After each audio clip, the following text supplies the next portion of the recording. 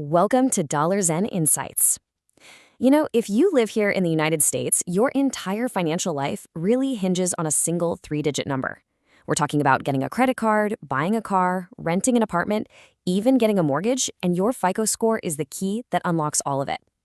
This guide is built for anyone looking to finally master their credit. So if you're ready, please take a moment to like this video and subscribe to the channel.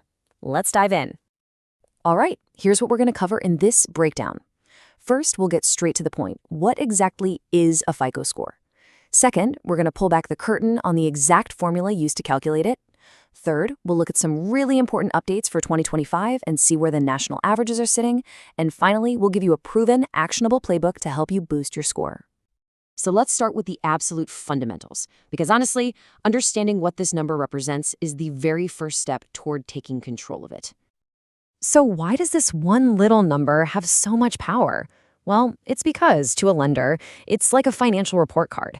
It answers the one question they care about more than anything else. If we lend you money, how likely is it that you'll pay us back on time? That's it. So officially, a FICO score is a number that goes from 300 on the very low end all the way up to a perfect 850. Its only job is to predict your credit risk. A high score tells lenders you're a safe bet, a low-risk borrower. And that's what gets you access to better loans, better credit cards, and much, much lower interest rates. These scores are broken down into 5 basic levels. Anything from 800 to 850 is considered exceptional. You're getting the best rates, no questions asked. 740 to 799 is still excellent. Then you have 670 to 739, which is good, and that's where most Americans are. Below that, 580 to 669 is fair, and you'll likely see higher interest rates. And anything under 580 is considered poor, which can often lead to getting denied for credit. And let me be clear, the difference between these levels isn't just about getting approved. It's about real money. Improving your score by just 20 to 40 points can literally save you thousands of dollars on a car loan. And on a mortgage, we're talking potentially hundreds of thousands of dollars over the life of the loan. It's huge. So where did this thing even come from? Well, FICO actually stands for the Fair Isaac Corporation.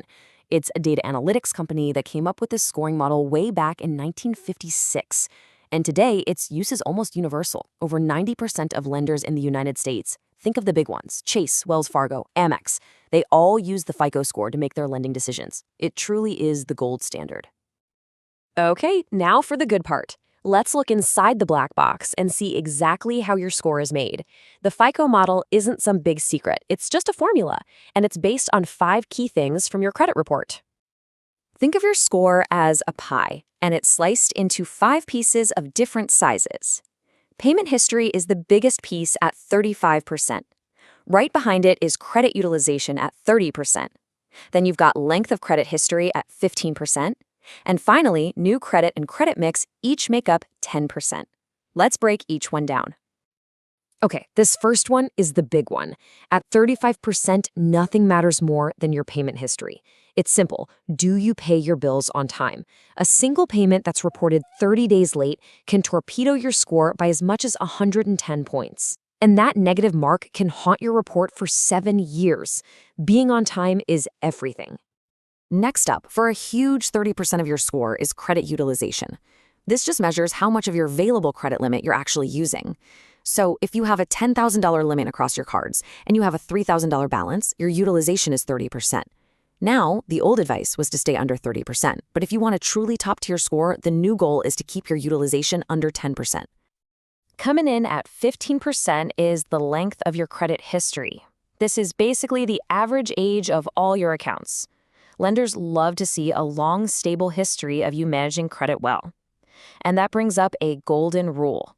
Never, ever close your oldest credit card, even if you don't use it. That account is the anchor for your credit age. Next up, at 10%, is new credit. This factor is all about how often you're applying for new credit lines. If you open a whole bunch of new accounts in a short amount of time, it can look like you're in financial trouble, and that's a red flag. Every time you apply, it results in a hard inquiry on your report, which can ding your score for a little while.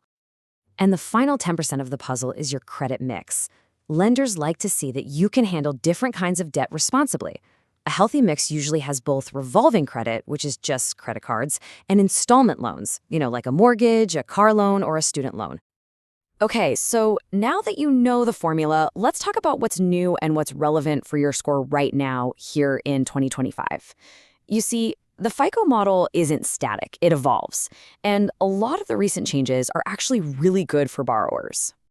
There are a few key updates you really need to know about. First, the new standard models are called FICO 10 and 10T. That T in 10T stands for trended data. It looks at your financial habits over the last 2 years, which is great because it rewards you for paying down your debt over time. Second, small medical debts, anything under $500, are now completely ignored. And third, if you had a collection account and you paid it off, it now gets completely removed from your report.